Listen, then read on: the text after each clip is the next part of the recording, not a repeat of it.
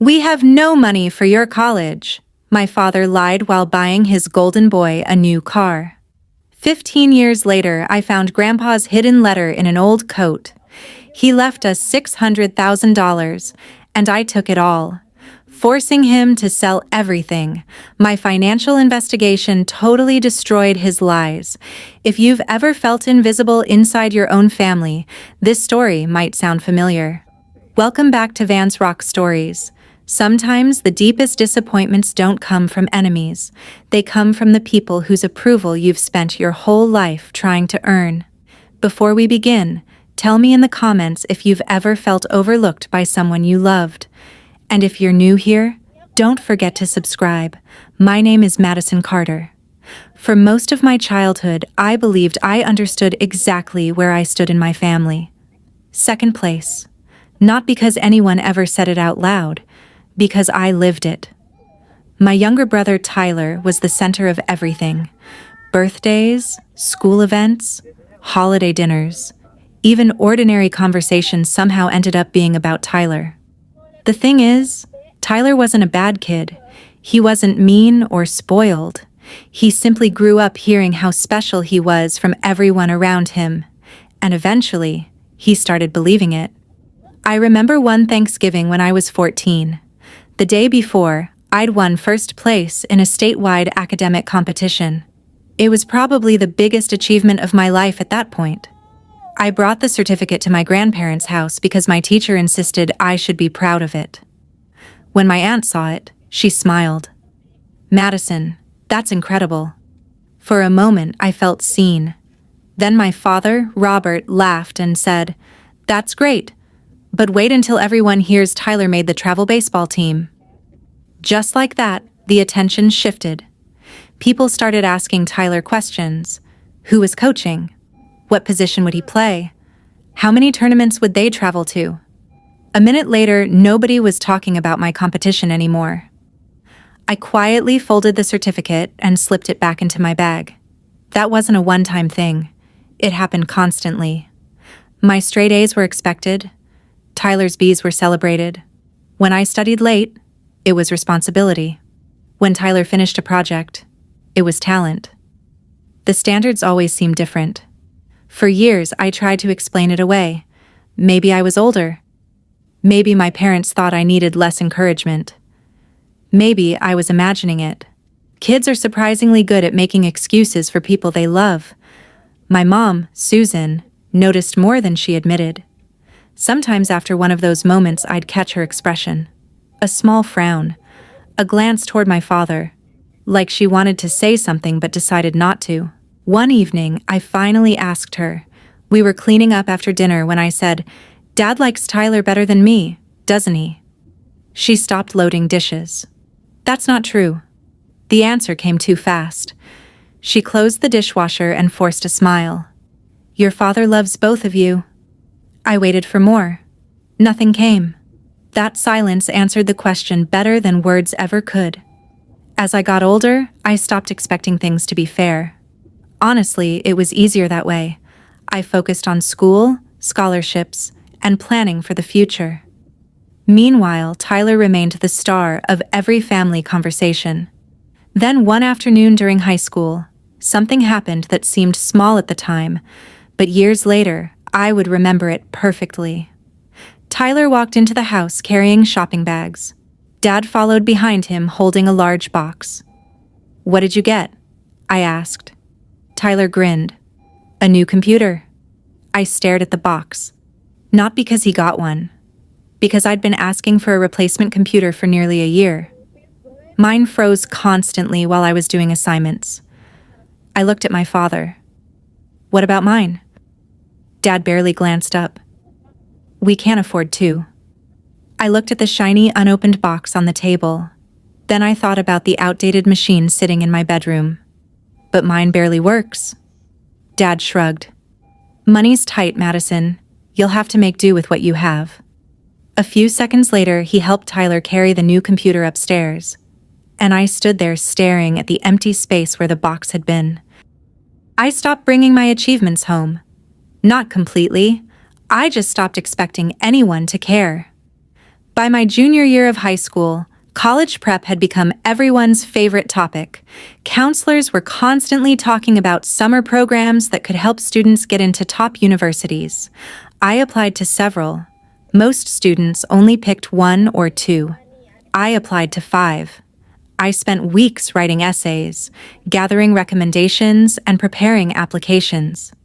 Tyler applied too, but mostly because some of his friends were doing it. One afternoon, I came home and found a large envelope on the kitchen counter. My name was printed across the front. The second I saw it, I knew. I tore it open. I got in. Not just into any program, one of the most competitive academic programs in the state. For the first time in months, I felt excited. When Dad came home, I handed him the acceptance packet. Look. He skimmed the first page. That's good. Good. That was it. A few seconds later, Tyler walked in talking about baseball practice, and Dad immediately shifted his attention to him. I stood there holding the acceptance letter while they discussed batting averages. Eventually, I just folded it and walked away. The tuition information arrived a week later. The program wasn't free, but it wasn't impossible either. I even offered to pay part of it myself. I had savings from my part-time job. Dad looked over the paperwork at the kitchen table. Then he shook his head. We can't afford it. I looked at Mom. She avoided eye contact. I can cover some of the cost. It doesn't matter, Dad said. Money's tight. That phrase again. Money's tight. It seemed to appear every time I needed something. 2 weeks later, Tyler got accepted into a summer sports development camp. The celebration started before he even finished reading the acceptance email. Dad ordered pizza. Mom baked a cake. Everyone was excited. Then Dad announced they'd already paid the deposit. I honestly thought I'd misheard him. The deposit? I asked. Yeah, Dad said casually. Wasn't it expensive? A little. I stared at him. The room suddenly felt awkward. Tyler kept talking about training schedules, completely unaware of what was happening. Mom looked uncomfortable. Dad acted like everything was normal. I stopped asking questions. That night, I found Mom folding laundry. Can I ask you something? She nodded. Did we really not have the money for my program? She paused, just long enough to notice. Your father is doing the best he can. That wasn't an answer. And we both knew it. I didn't argue. I was tired of arguing. From then on, I started keeping more things to myself. Awards, grades, plans. Even Tyler noticed. One evening, he walked into my room while I was studying. You got another certificate? Yeah. You didn't show Mom and Dad? I shrugged. No reason to. He frowned. That's kind of weird. Maybe it was. But disappointment gets easier to manage when you stop volunteering for it. A few months later, our family gathered at my grandparents' house for Sunday dinner. The conversation drifted toward college applications. One of my aunts asked where I wanted to go. I had barely started answering when Dad jumped in. Tyler's already getting attention from some great athletic programs. Just like that, everyone's focus shifted. Again. I sat quietly while relatives asked Tyler about scholarships, recruiters, and his future. Then Uncle Richard looked at Dad and laughed. Well, at least the education fund should help both kids when college starts. The room went strangely quiet. I looked up. What education fund? Uncle Richard blinked. I thought Grandpa left money aside for education. Dad answered so quickly it almost sounded rehearsed. Who wants dessert? What education fund? The question slipped out before I could stop myself. Nobody answered. Uncle Richard looked confused.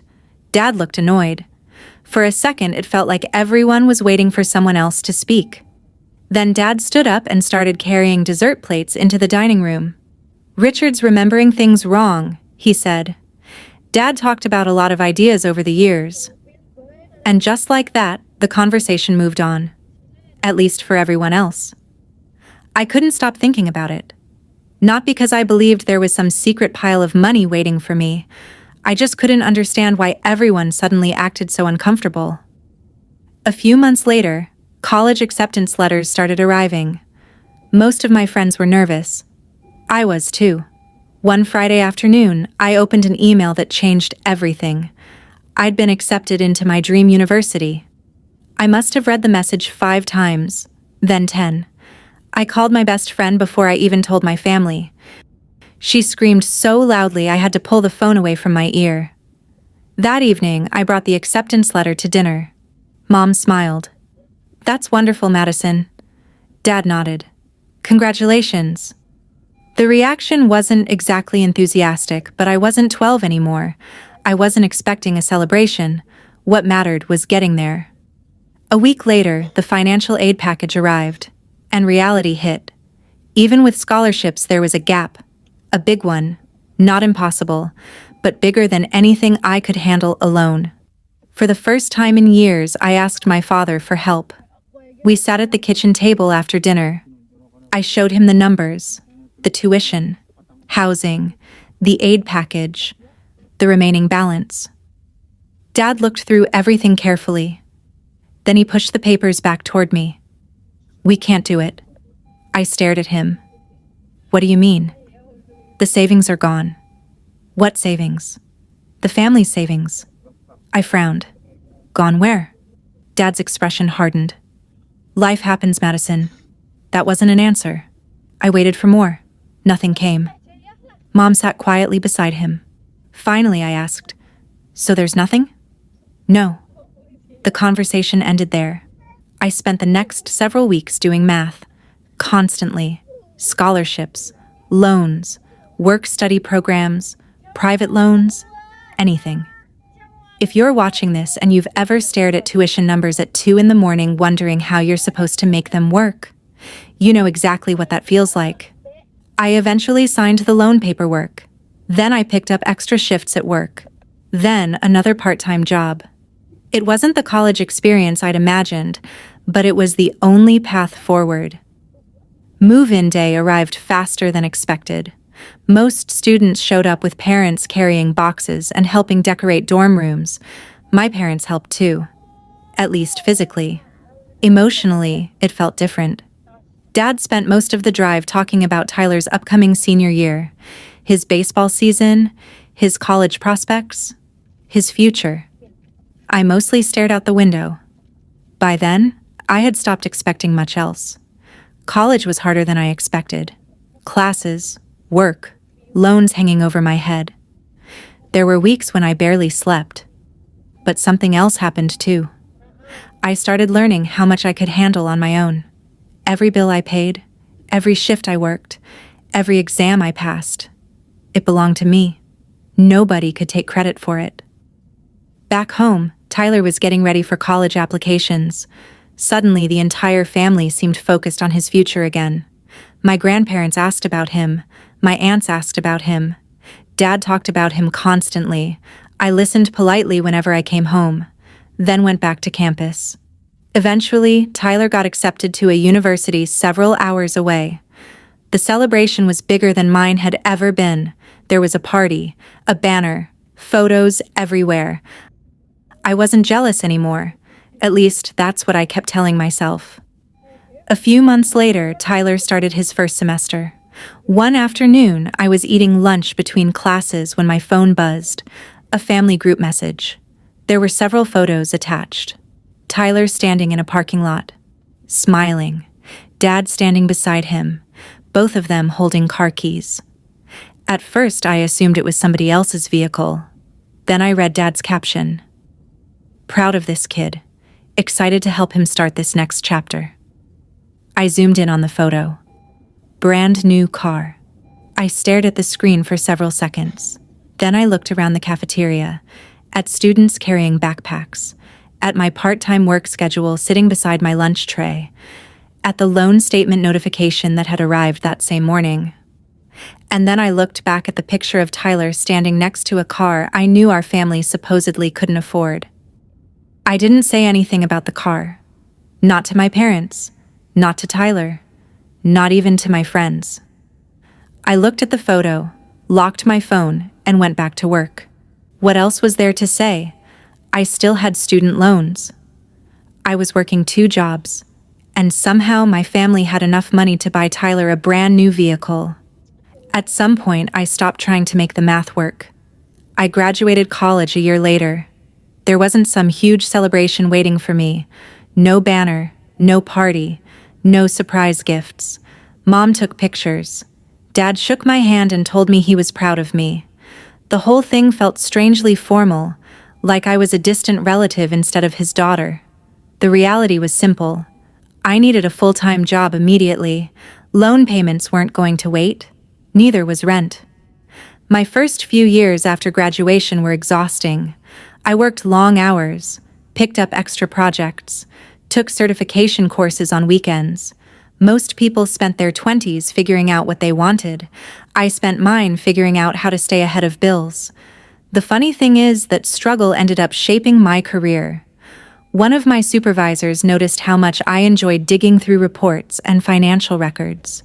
Most people hated that kind of work. I loved it. Give me a spreadsheet and a problem that didn't make sense, and I'd disappear for hours. Eventually, I moved into corporate financial investigations. The title sounded impressive.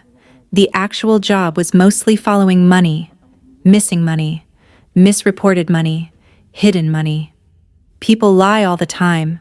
Numbers usually don't. I became good at finding inconsistencies, patterns, transactions nobody expected anyone to notice. The work challenged me. For the first time, I felt like I was building something entirely on my own. Meanwhile, family life stayed surprisingly predictable. Whenever I called home, the conversation usually found its way back to Tyler. Tyler's promotion, Tyler's apartment, Tyler's graduate school plans, Tyler's future. I learned how to listen politely. It became a skill. That's great. I'm happy for him. Sounds exciting. Those phrases got a lot of use. To be fair, Tyler did make occasional efforts. Every few months he'd call me directly.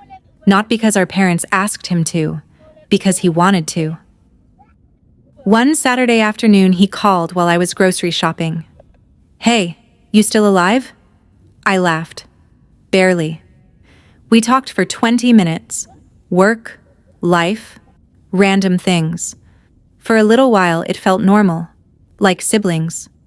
Then he casually mentioned Dad helping him with a down payment on a better apartment. The conversation became awkward almost immediately, not because Tyler was bragging. He wasn't. He genuinely didn't seem to realize how different our experiences had been. I changed the subject. A few minutes later we hung up. That happened more than once. The older we got, the more obvious the gap became. But neither of us really knew how to talk about it. Years passed. My career kept moving forward. I earned promotions, managed larger investigations, built a reputation for being thorough. At family gatherings, relatives started asking me about work. For a while, that felt strange. I wasn't used to being noticed. But even then, the spotlight never stayed on me for long. Eventually, someone would ask about Tyler, and the conversation would shift again. Oddly enough, it didn't bother me as much anymore. Maybe I'd gotten used to it. Maybe I was too busy building my own life. Or maybe distance made everything easier. Then one afternoon, nearly 15 years after I first left for college, a large envelope arrived in my mailbox. I almost threw it into the pile of unopened mail. The return address caught my attention. My parents' house. I carried it inside and opened it at the kitchen counter. A glossy invitation slid out. Gold lettering, professional photographs, formal event details, MBA graduation celebration, Tyler Carter. I smiled despite myself. Good for him. Then I unfolded the card inside. There was a personal message from my father, a few handwritten lines about sacrifice, family support, and the years he'd spent helping his children succeed. I read it once. Then I read it again. And for some reason, I couldn't stop staring at that word. Sacrifice. I left the invitation sitting on my kitchen counter for 3 days. Every time I walked past it, My eyes landed on the same sentence, a few handwritten lines from my father. Proud of all we've sacrificed to give our children every opportunity to succeed. I must have read that sentence 20 times, maybe more. At first, it just annoyed me. Then it started bothering me for reasons I couldn't quite explain. Because the older I got, the harder it became to fit that version of history with the one I remembered. I remembered student loans, extra shifts, cheap apartments, secondhand furniture. I remembered calculating grocery budgets down to the dollar. And I remembered being told over and over that money was tight. The strange thing was that I wasn't angry about working hard. I was proud of the life I'd built. What bothered me was the way my father's message seemed to rewrite the past. A few days later, Tyler called. "You coming to the graduation party?" "I haven't decided." He laughed. "You've had the invitation for a week." "I know." There was a brief pause. "You okay?" "Yeah." It wasn't entirely a lie. I just wasn't sure how to explain what was bothering me. Tyler changed the subject and started talking about graduation plans. His classes, his professors, the job offers he was considering. I listened and congratulated him. The conversation was easy enough. Then he casually mentioned how much our parents were looking forward to the event. That familiar feeling returned. Like everyone in the family was reading from the same script. By the time we hung up, I found myself staring at the invitation again. This time, I noticed something else. The wording. My father kept using phrases like years of support and family investment. Maybe it shouldn't have stood out, but it did. Because I couldn't remember many investments being made in me. That thought followed me to work.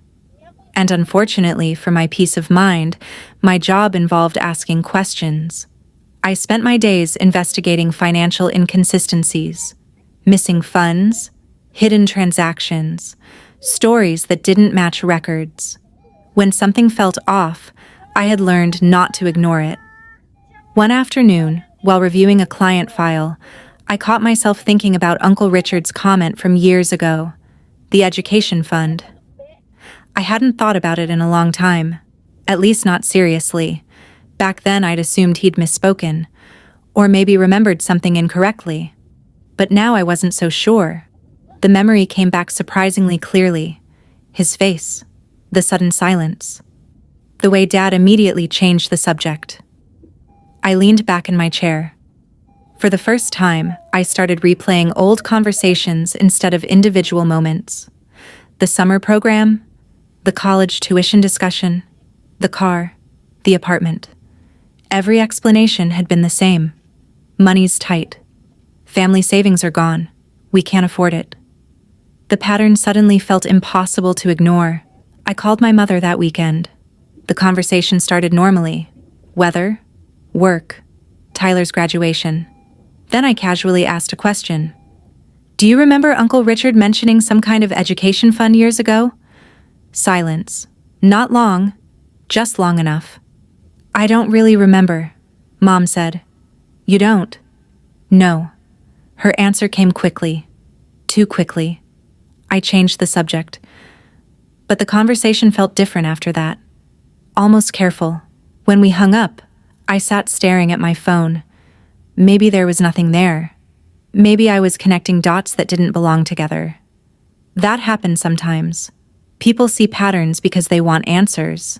I knew that better than anyone. Still, I couldn't shake the feeling. A few days later, I pulled up old family records online. Nothing dramatic. Just public information.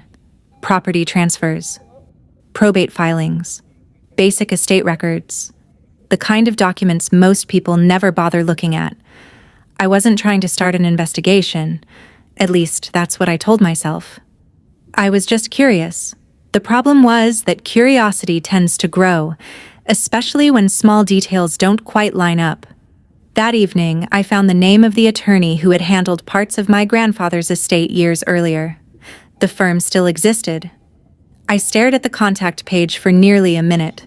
Then I opened a new email. Instead of confirming my attendance for Tyler's graduation party, I typed a very different request. I was hoping to obtain copies of any estate documents connected to my grandfather's assets. The reply from the law firm arrived faster than I expected.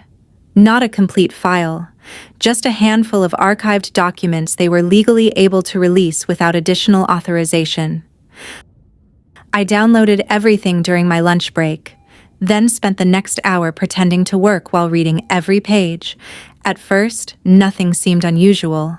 Estate summaries, property records, tax documents, the kind of paperwork that puts most people to sleep.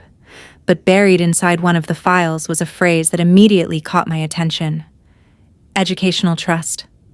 I stopped scrolling, went back, read it again. There it was. Not a casual reference, not a note, an actual trust. I leaned closer to the screen. My grandfather's name appeared several times throughout the document. So did the name of the family attorney. What didn't appear was any explanation about what eventually happened to the trust. Several pages were missing. The file numbering made that obvious.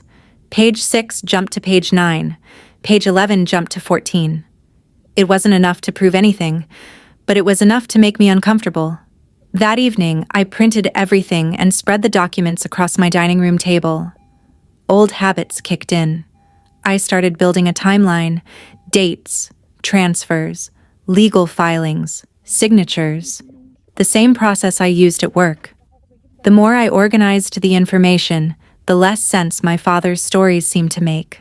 For years, I'd heard the same explanation. Family savings disappeared, investments performed poorly, money became tight.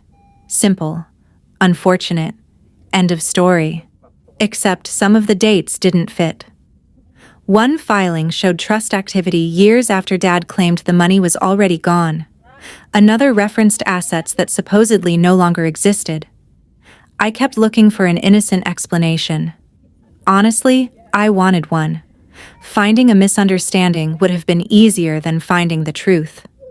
A few days later, I called the retired attorney whose name kept appearing in the records. I wasn't even sure he'd answer. To my surprise, he did. His voice sounded older than I expected, but sharp. I introduced myself. There was a pause. Madison Carter? Yes. I haven't heard that name in years. We talked for a few minutes, mostly about my grandfather. The attorney remembered him well. Everyone seemed to. Grandpa had been organized, meticulous, and apparently very particular about paperwork. That part sounded familiar. Eventually, I brought up the trust. Another pause. Longer this time. Oh yes, he said. I remember the educational trust. My grip tightened around the phone. You do? Certainly. The answer came without hesitation. My heart started beating faster. What can you tell me about it? Not much anymore. It's been a long time. He sounded genuinely apologetic. I wasn't involved in every stage of administration. But it existed? Absolutely. I stared out my apartment window. For years, I had half convinced myself the whole thing was a misunderstanding. Now someone else had confirmed it, without even needing to think. It was intended for the grandchildren's education, he continued. At least that's how I remember it. I swallowed. And what happened to it? I assume the funds were distributed years ago. Assumed, not new. Assumed. The distinction mattered. We spoke for another few minutes before ending the call. When I hung up, I sat quietly for a while. Not angry. Not yet. Just unsettled. The story I'd carried for most of my life was beginning to crack. What if this wasn't simply favoritism? What if there had actually been money? What if decisions had been made that nobody ever explained? That thought followed me through the rest of the week. Every document seemed to raise another question. Every answer created two more. Then a larger archive request finally arrived. Several scanned files, additional trust records, correspondence, administrative notes. I opened them immediately. The first few pages didn't reveal much. The next section was different. I found myself reading slower, then slower still. Because one paragraph was impossible to misunderstand. It wasn't vague. It wasn't open to interpretation. It clearly stated that the educational trust had been established for the benefit of both grandchildren, Tyler Carter and Madison Carter. Both grandchildren, Tyler Carter and Madison Carter. I stared at the page for so long my coffee went cold. There was no ambiguity, no complicated legal language to interpret. My grandfather had intended the trust to benefit both of us, equally. I should have felt relieved to finally have an answer. Instead, I felt sick, because one question immediately replaced another.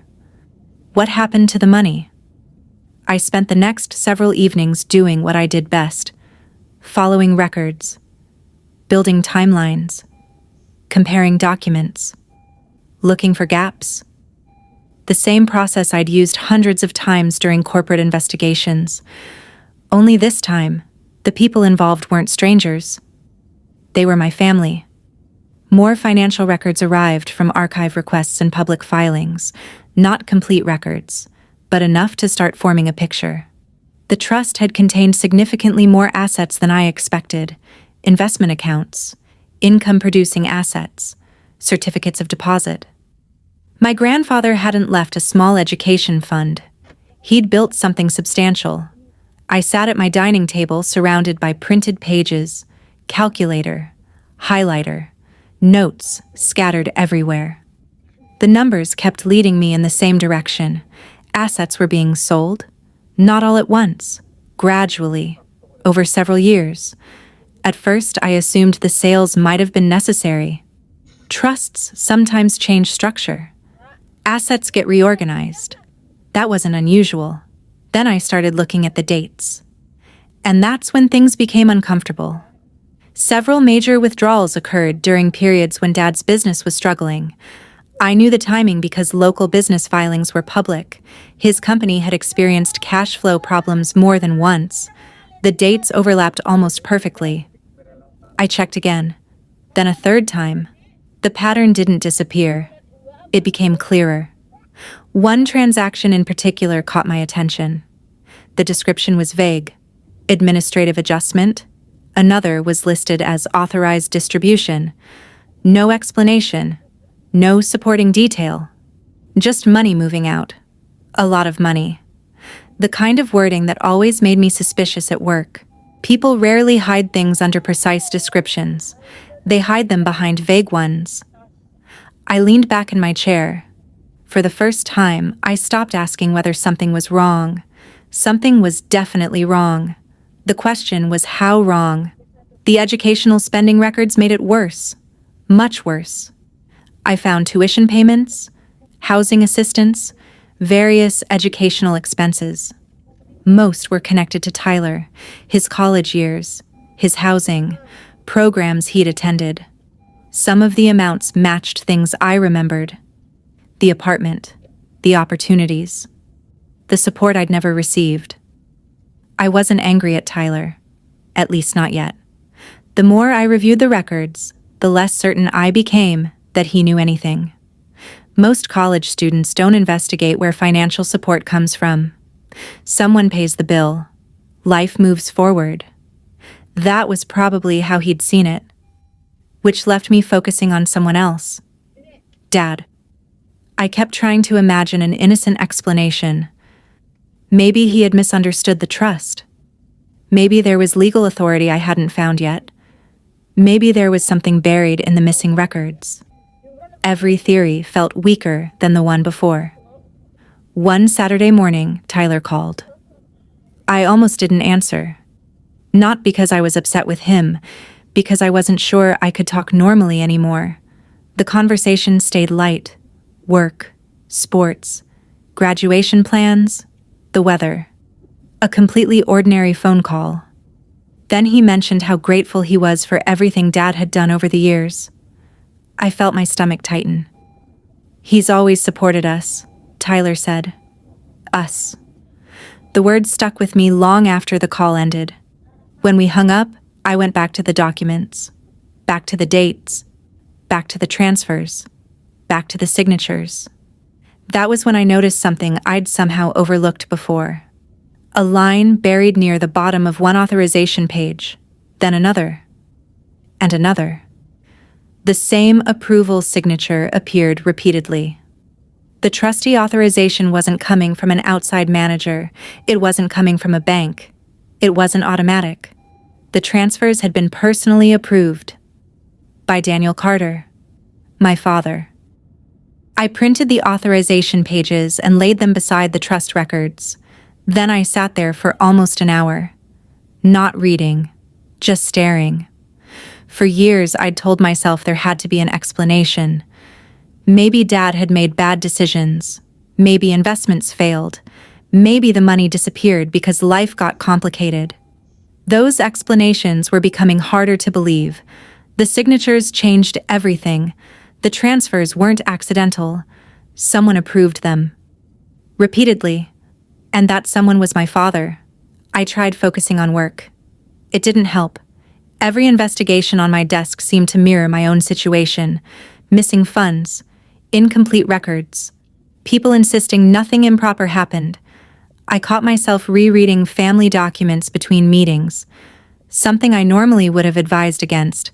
Professional investigators aren't supposed to get emotionally attached to cases. Unfortunately, this wasn't a case. It was my life. A few days later, another archive request arrived. More correspondence, more administrative paperwork. I opened the files expecting routine documents. Most of them were. Then I found a scanned letter. The signature at the bottom immediately caught my attention. My grandfather. I leaned closer to the screen. The letter wasn't long, just a few paragraphs, but every sentence felt important. He wrote about education, opportunity, responsibility. He explained why he had created the trust. Then I reached the part that made my chest tighten. He specifically stated that both grandchildren should receive equal educational opportunities. Equal. The word appeared more than once. There was no room for interpretation. No complicated legal language. No ambiguity. My grandfather hadn't intended one grandchild to benefit more than the other. He'd gone out of his way to make that clear. I read the letter again. Then a third time. For years, I'd wondered whether I was simply being sensitive, whether childhood favoritism had made me see things that weren't there. The letter destroyed that doubt. I wasn't imagining the imbalance. The opportunities had never been intended to be unequal. The most disturbing document wasn't even the letter. It was a memorandum attached several pages later. At first glance, it looked insignificant. A routine administrative note. Then I noticed the date. And the recipient. Daniel Carter. My father. I read the page carefully. According to the memorandum, the trust instructions had been reviewed with him years earlier. Years. Not months. Not recently. Years before I applied for college. Years before I sat at the kitchen table asking for help. Years before I signed student loan documents. I felt angry. Really angry. Not the kind of anger that makes people yell. The quieter kind. The kind that settles into your chest and stays there. Because suddenly all those conversations came rushing back. We can't afford it. The savings are gone. Money's tight. Every explanation I'd accepted. Every time I doubted myself instead. I pushed my chair back and walked around my apartment. Part of me wanted to call Dad immediately, demand answers, demand explanations, demand something. Instead, I made coffee and sat back down. Years working investigations had taught me something important. People reveal more when you already have the facts. And I wasn't sure I had all the facts yet. The hardest part wasn't deciding what I thought about Dad. The hardest part was thinking about everyone else. Mom, Tyler, my grandmother, the rest of the family. If I was right, exposing the truth wouldn't just hurt one person. It could damage relationships that had existed for decades. For several days, I avoided making any decisions. I went to work, returned phone calls, paid bills, pretended everything was normal. Then my grandmother called. The conversation was ordinary. She asked about work. I asked about her garden. We talked for 15 minutes. Nothing unusual. Yet hearing her voice brought back memories of Grandpa. The trust. The letter. The promises he thought would be honored. When we hung up, I sat quietly for a moment. Then I opened my contacts list. If there was anyone who deserved to know what I had found before things went any further, it was her. Not Dad. Not Tyler. Her. A few minutes later, I called back and asked if we could meet in person. My grandmother sounded surprised, but she agreed. We settled on lunch later that week, and for the first time since this investigation started, I knew exactly what I was going to do next. My grandmother chose a small restaurant she'd always liked. Nothing fancy, quiet enough to talk. When I arrived, Evelyn was already there, sitting by the window with a cup of coffee. She smiled when she saw me. For a moment, I almost hated what I was about to do, because I knew this conversation could change how she saw her family. Maybe forever. "You sounded serious on the phone," she said. I sat down across from her. I found some things related to Grandpa's estate. That got her attention immediately. Her smile faded. "What kind of things?" I had rehearsed this conversation a dozen times. None of those rehearsals helped. Instead of starting with accusations, I pulled out a folder. Then another. Then another. Her eyes narrowed. "Madison, what is all this? I need you to look at it before I say anything." She glanced at the documents. At first she seemed more confused than concerned. Then she saw Grandpa's name and started reading. For nearly 10 minutes, neither of us said much. The restaurant around us continued normally. People ate lunch. Servers walked past. Dishes clattered in the distance. Meanwhile, my grandmother slowly turned page after page. Finally, she looked up. "I don't understand." Her voice was quiet. "What exactly are you saying?" I took a breath. "I'm saying Grandpa created an educational trust." She frowned. "I know he did." That surprised me. "You knew?" "Of course." She looked confused by my reaction. "Your grandfather talked about it many times." I felt my stomach tighten. Nobody had ever told me that. Not once. Evelyn continued reading. Then she reached the letter.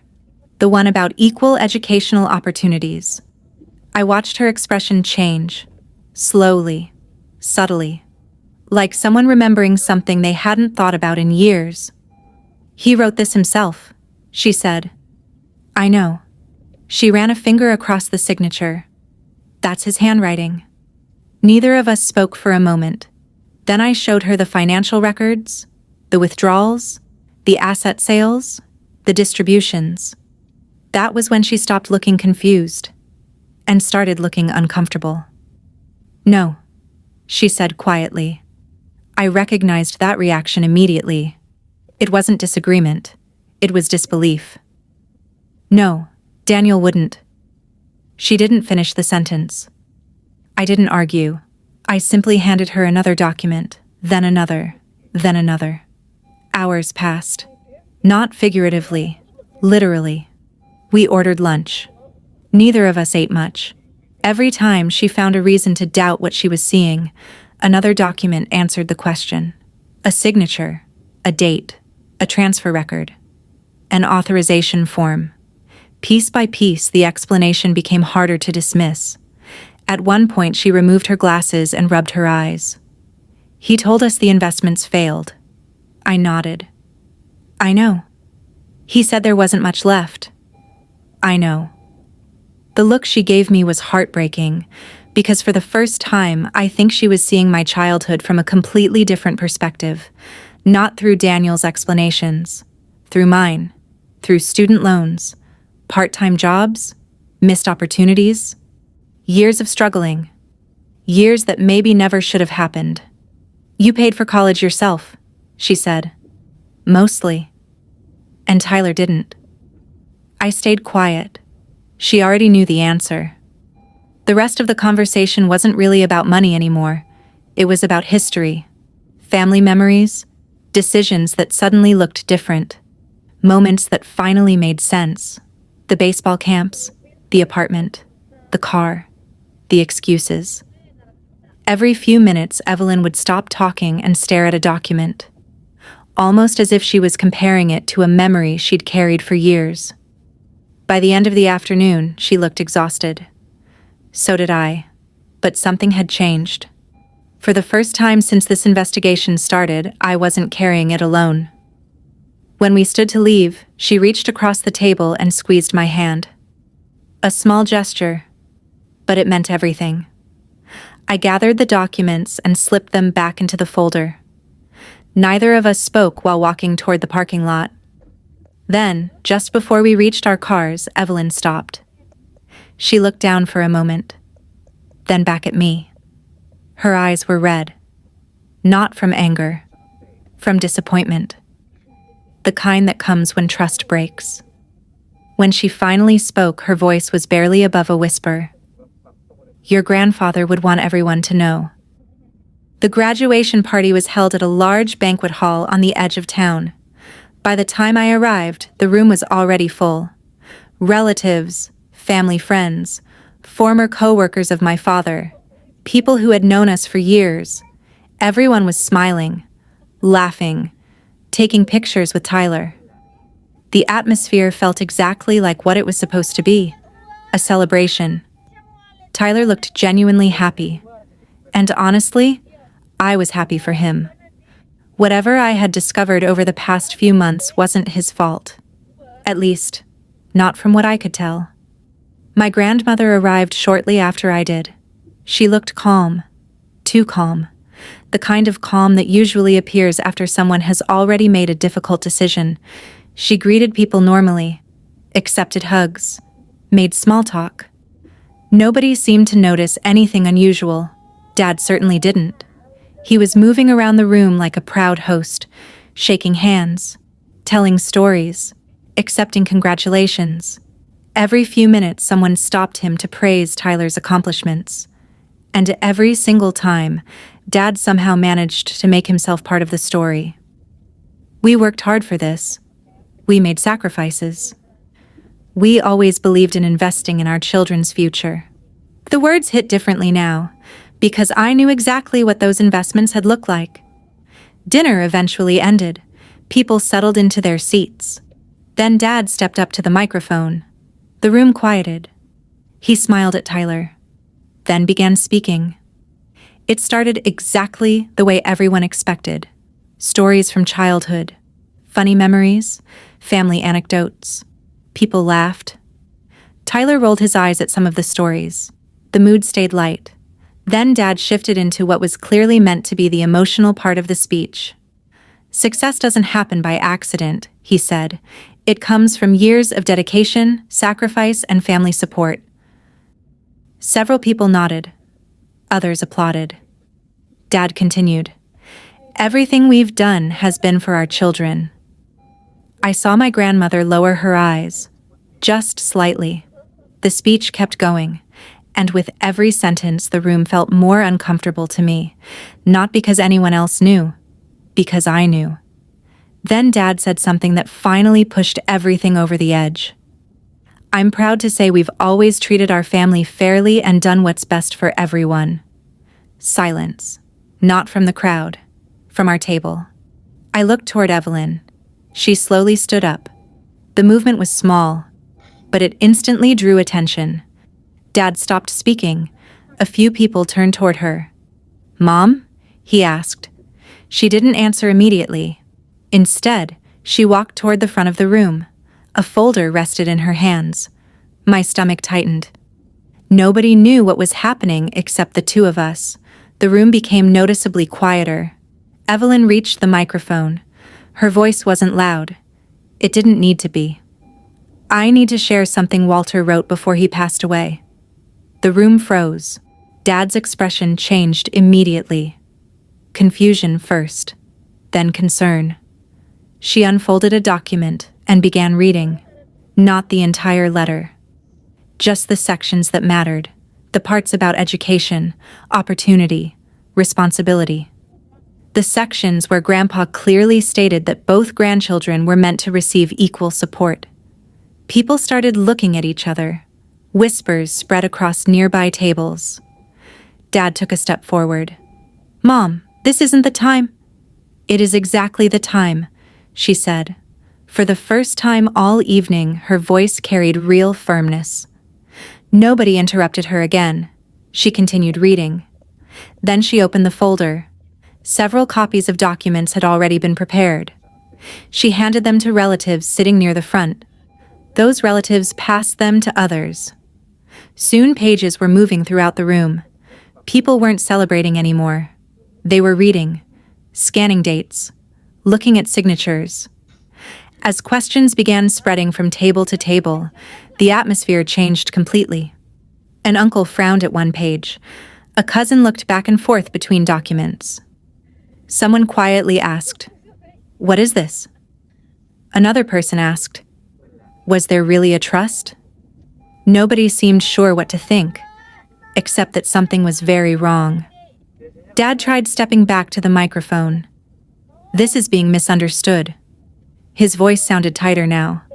"There are details people don't know." No one responded immediately. Then Tyler stood up. I hadn't expected that. Neither had Dad.